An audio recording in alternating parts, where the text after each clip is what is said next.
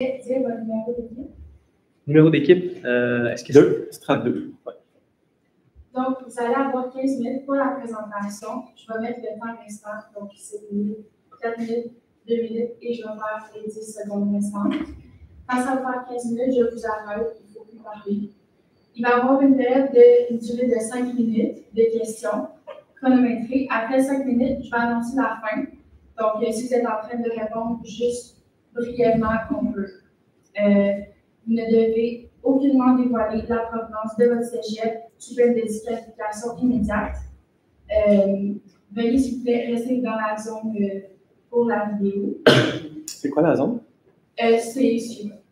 C'est entre les deux. OK, parfait. Il n'y a pas de question d'entrée dans la salle. Donc, maintenant, j'inviterai les juges à se présenter et vous pouvez faire la suite des vidéos. Bonjour, Alexandre Moïse, je suis directeur de programme de politique à l'école de gestion. Bonjour, Daniel Chamerlan-Tremblay, je suis vice-doyen à l'innovation et au partenariat de l'école de gestion. Bonjour, moi c'est Philippe Dadio, je suis étudiante en deuxième année en comptabilité, je suis la présidente de l'association d'étudiants à l'UQTR. Bonjour, nous vous remercions de nous accueillir aujourd'hui pour cette présentation.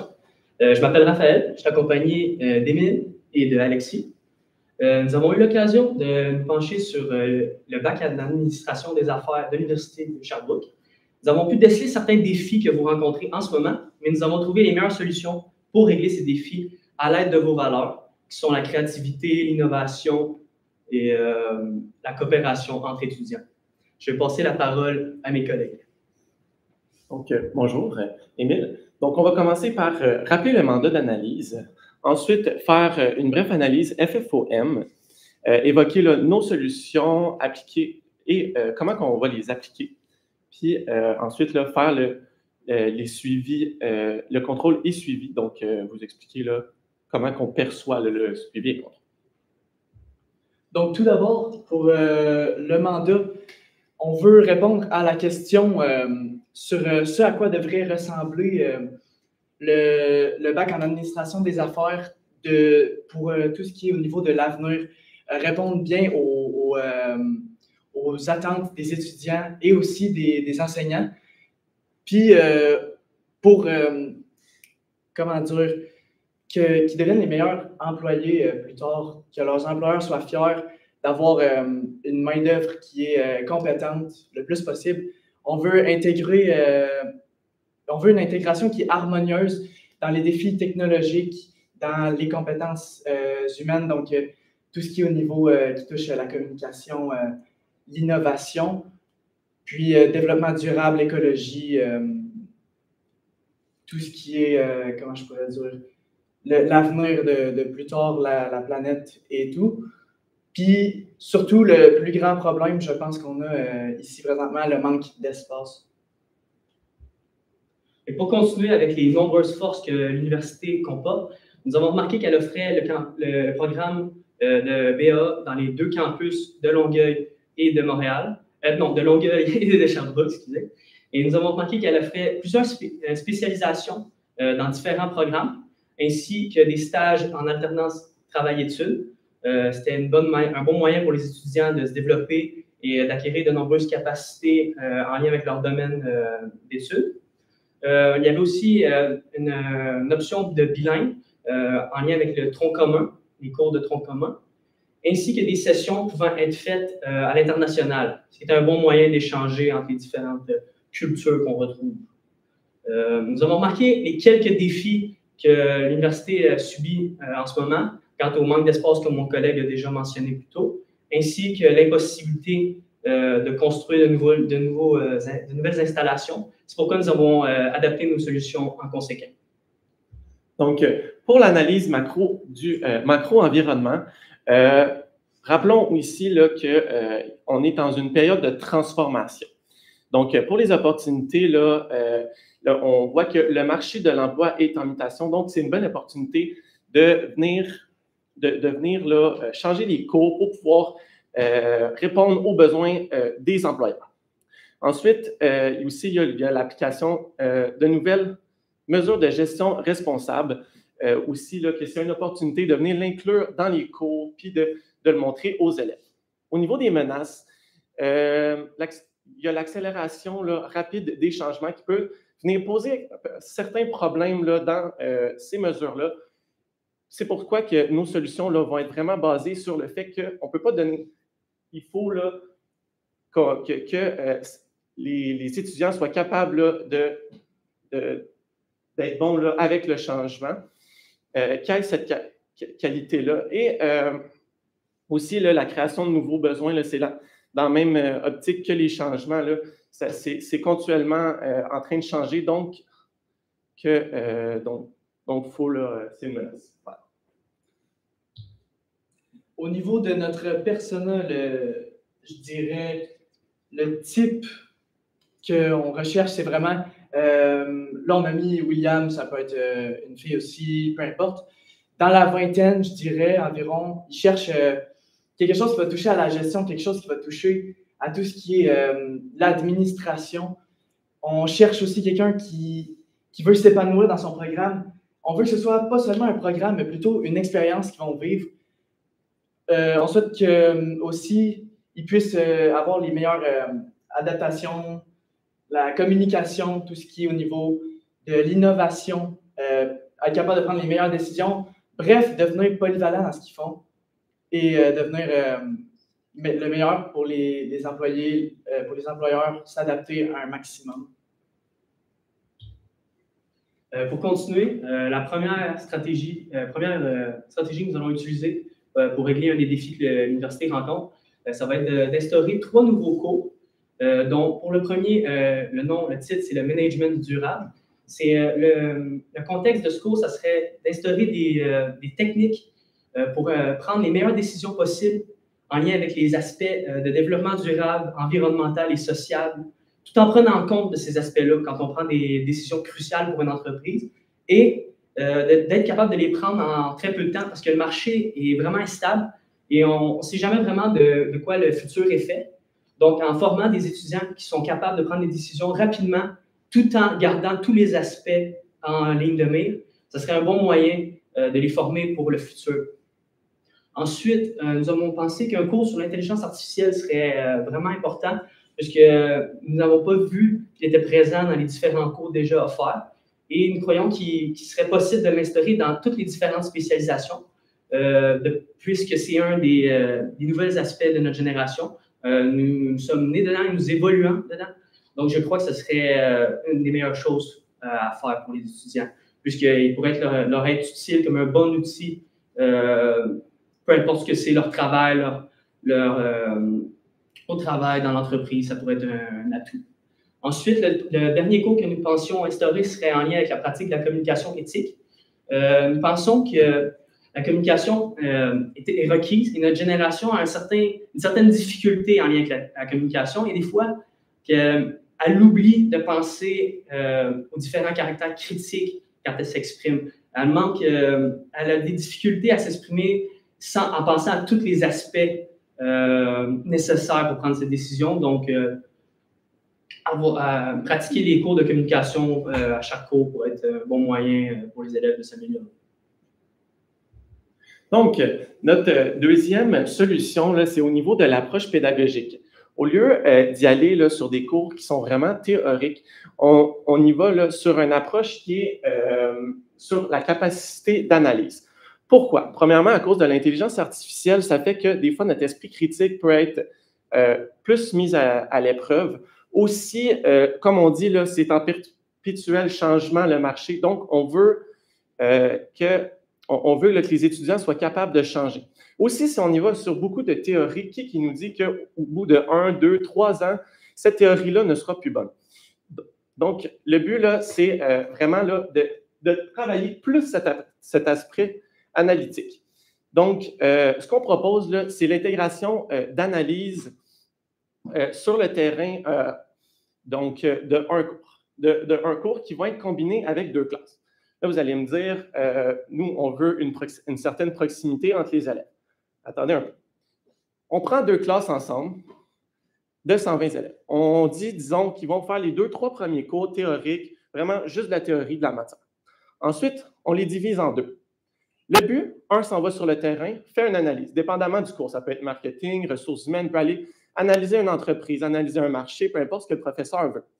Ensuite, il va faire un petit rapport et revenir le cours suivant.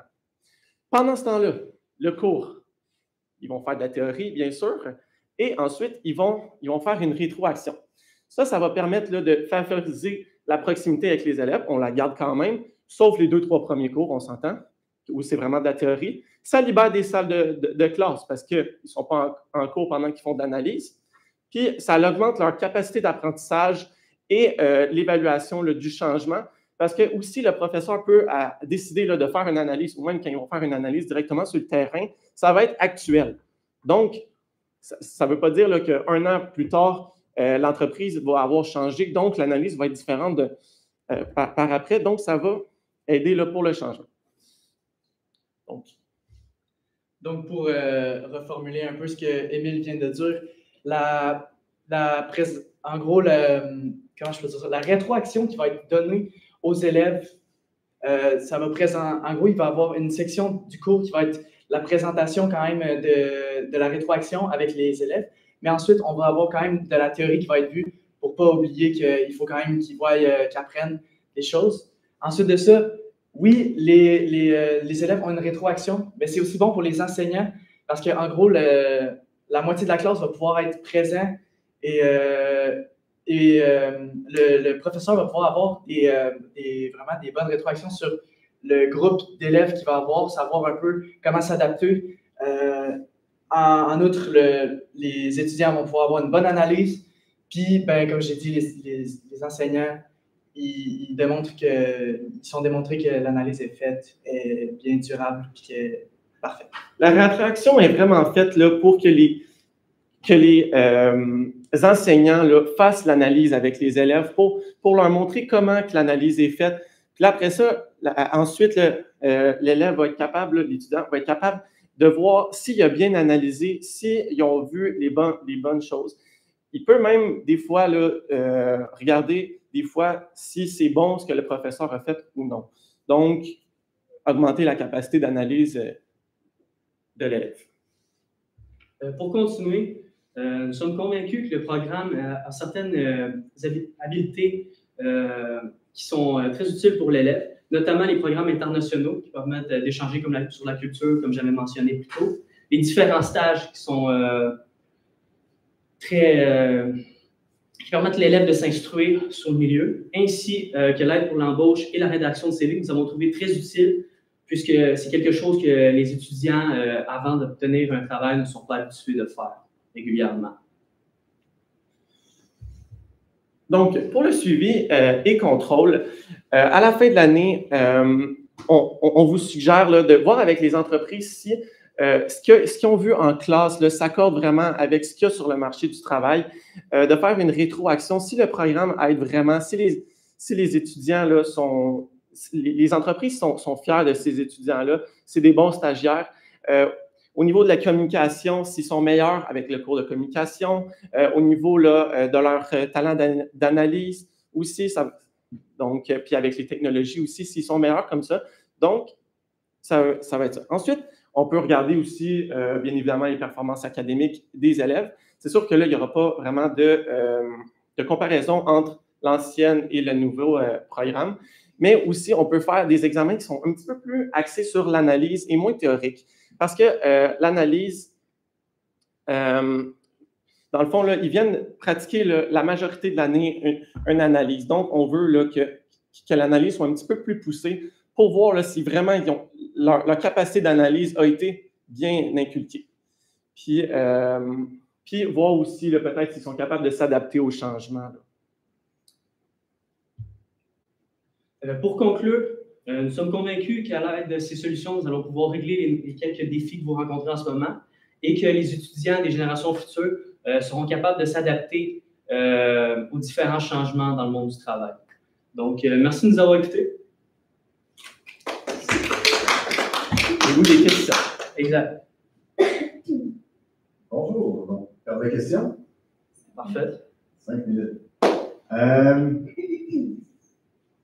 Vous avez parlé que dans vos personas, William cherche une expérience. Vous avez mis le mot là en gros. Pouvez-vous m'expliquer c'est quoi cette expérience-là plus concrètement?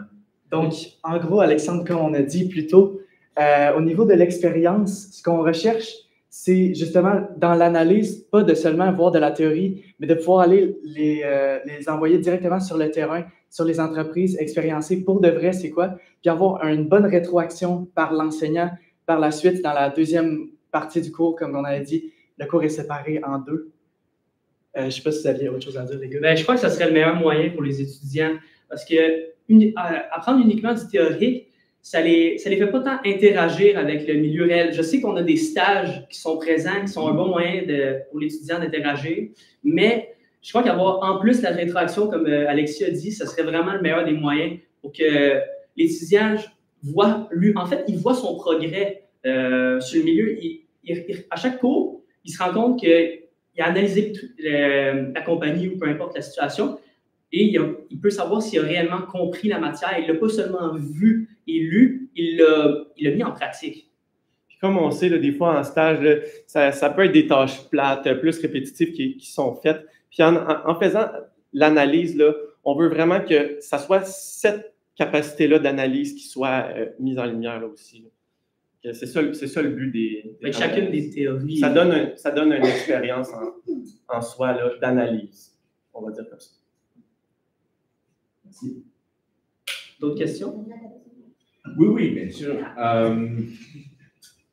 Messieurs, vous avez mentionné que les étudiants devaient être bons avec les changements. C'est très louable.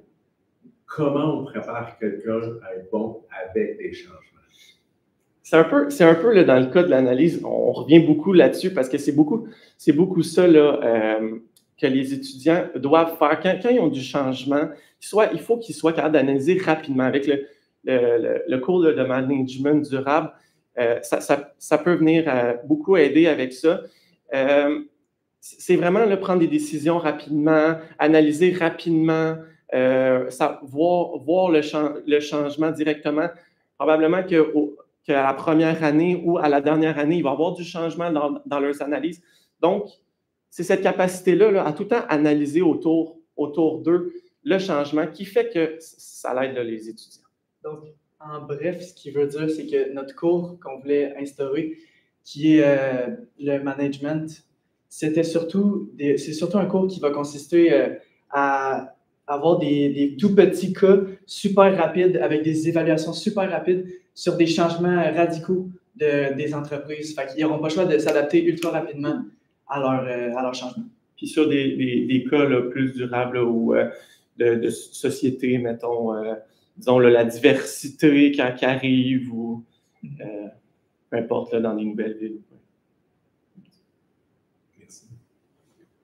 Oui, j'avais des questions. Merci pour la présentation. C'est bon parce que le cours de management durable, on l'a déjà en fait. C'est super intéressant que vous ayez mentionné ça. C'est déjà comme dans notre monde commun. Management. Dans le cours. Il y avait-tu? Oui, c'est ça. Oui. En tout cas, bref. C'est ça. Puis j'avais des questions par rapport au cours sur l'intelligence artificielle. Exact. Quel genre de projet qu'on pourrait mettre dans ce cours-là? Des projets. Je crois que ça serait vraiment en lien avec la notion, les théories utilisées dans le cours. Mettons qu'on prend un exemple, le marketing. Je crois que la gestion des données pour, par exemple, la vente, etc. Je crois qu'il y aurait beaucoup de possibilités d'entreprendre avec l'IA et de s'en servir pour, mettons, par exemple, des statistiques, faire les sondages, comment s'aligner envers le client, les positionnements. Je crois qu'il y aurait moyen de s'en servir pour s'aligner avec les notions apprises dans les cours.